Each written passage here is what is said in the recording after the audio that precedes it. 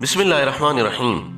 अस्सौर बैल, इसकी कुनियत अबू इजल है, यानी बछड़ों का बाप। इसकी मुअन्नस सौरातुन है और जमा सूरतुन और सीरानुन आती है। बैल को अस्सौर कहा जाता है क्योंकि सौर के माना फाड़ने और जमीन जोतने के हैं। इसी वजह से इसे सौर कहा जाता है क्योंकि बैल जमीन को फाड़ता और उसे जोतता है।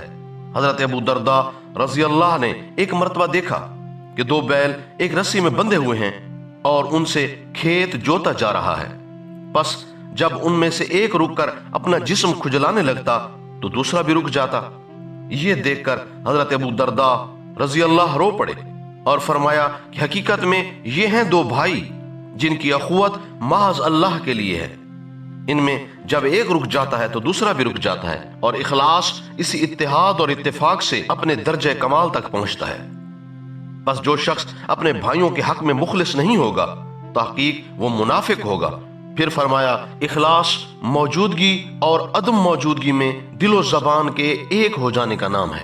इमाम मुस्लिम रहमतुल्लाह अलैह ने मुस्लिम शरीफ में किताबुज़ ज़िहार में और इमाम निसाई रहमतुल्लाह अलैह ने अशरतुन निसा में नकल किया है कि हजरत सौबान रजी अल्लाह से रिवायत है कि अहले जन्नत जब जन्नत में दाखिल होंगे तो उनके लिए जन्नत का बैल ज़िबह किया जाएगा जो जन्नत की अतराफ में चरता था।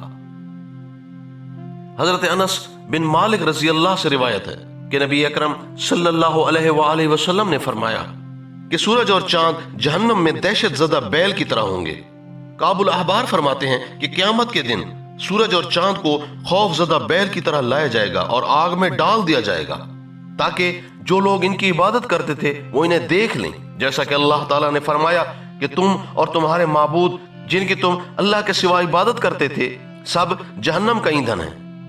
अबू नईम सीरत सईद इब्न जुबैर में लिखते हैं कि हजरत सईद ने फरमाया कि अल्लाह ताला ने हजरत आदम अलैहिस्सलाम के पास एक सुर्ख रंग का बैल उतारा जिससे वो खेती बाड़ी का काम करते थे और बैल के पसीने को पूंछते जाते थे। अहले अरब जब किसी गाय को घाट पर पानी पिलाने के लिए उतारते और वो गाय पानी के गदलापन या प्यास न लगने की वजह से पानी न पीती तो वो बैल को मारते थे जिससे वो पानी में घुस जाता और बैल को देखकर गाय भी पानी में घुस जाती।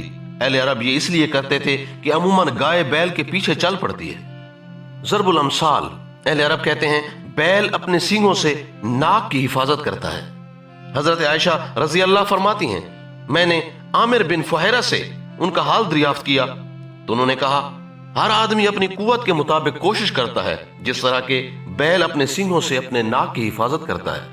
अहले अरब कहते हैं कि वो शख्स बैल से ज्यादा चरने वाला है।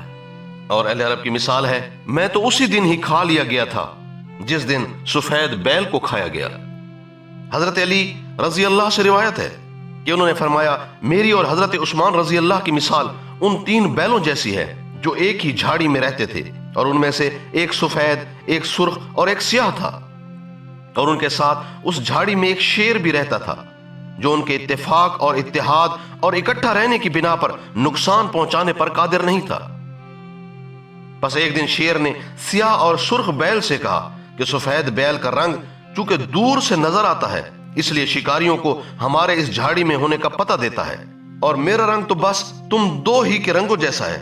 बस अगर तुम दोनों मुझे छोड़ दो तो मैं इस सफेद बैल को खा लूं।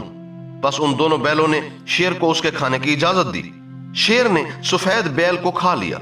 चुनाचे अभी कुछ ही मुद्दत गुजरी थी कि शेर ने सुर्ख बैल से कहा कि मेरा रंग तो तेरे जैसा है, अगर तू मुझे इजाजत दे तो मैं सियाह बैल को खा जाऊं। बस सुर्ख बैल ने शेर को सियाह बैल के खाने की इजाजत दी। इसी तरह शेर ने सियाह बैल को भी खा लिया। अभी कुछ मुद्दत गुजरी थी कि सुर्ख बैल से कहा कि अब मैं तुझे भी जरूर खाऊंगा। सुर्ख बैल ने कहा आप मुझे 3 बार आवाज लगाने की इजाजत दे दें। शेर ने कहा ठीक है तुम्हें इजाजत है। बस सुर्ख बैल ने आवाज लगाई कि मैं तो उसी दिन खा लिया गया था जिस दिन सफेद बैल को खाया गया। ये 3 मरतबा कहा। इसके बाद हजरत अली रजी अल्लाह ने बाआवाज बुलंद फरमाया कि हम तो उसी रोज कमजोर हो गए जिस दिन हजरत उस्मान रजी अल्लाह को शहीद कर दिया गया। बैल के खवास, अगर उस मट्टी को जिस पर बैल निगाह के साथ जुफ्ती करने के बाद फौरन पेशाब किया हो अले मखसूस के सुराख पर मल दिया जाए तो ये मट्टी कुव्वत बाह में इजाफा का सबब है। इसी तरह जिस शख्स को सोते हुए पेशाब निकल जाने की बीमारी हो तो उसको बैल का मसाना खुश्क करके पीस के सिरका में मिलाकर पिलाने से इंशाअल्लाह शिफा नसीब होगी। نیز ایسے شخص کے لیے ٹھنڈے پانی کا استعمال بھی مفید ہے۔ علامہ تمیری رحمۃ اللہ علیہ فرماتے ہیں کہ بیل کی ایک عجیب و غریب عادت یہ ہے کہ اگر وہ تھک کر کھڑا ہو جائے تو اس کے خصیوں کو پکڑ کر دبانے سے اس میں ایک قسم کا نشاط پیدا ہوتا ہے، جس کی وجہ سے وہ تیز چلنے لگتا ہے۔ نیز اگر بیل کے کان میں پارا ڈال دیا جائے تو وہ فوراً ہلاک ہو جاتا ہے۔ نیز اگر اس کی ناک میں عرق گلاب ڈالا جائے تو وہ فوراً زمین پر گر پڑے گا۔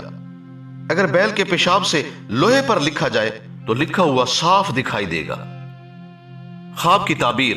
بیل کو خواب میں دیکھنا انتہائی مفید اور معیشت میں مددگار ہوتا ہے، اور کبھی نہایت قوی اور باعزت شخص کی طرف اشارہ ہوتا ہے۔ بعض دفعہ بیل کی تعبیر خوبصورت نوجوانوں سے بھی دی گئی ہے، کیونکہ بیل کو عربی میں سور کہا جاتا ہے، اور سور کے معنی جوش مارنے کے ہیں، اور نوجوان کی جوانی بھی چونکہ پورے جوش اور شباب پر ہوتی ہے، اس لیے اس کی تعبیر نوجوان سے دی جاتی ہے۔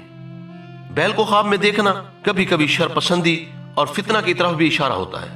اسی طرح اگر کسی کسان نے بیل کو خواب میں دیکھا تو اس کی تعبیر یہ ہوگی کہ اس کی مشکلات حل ہو جائیں گی۔ بیل کو خواب میں دیکھنا بعض اوقات سستی اور کاہلی کی طرف اشارہ ہوتا ہے۔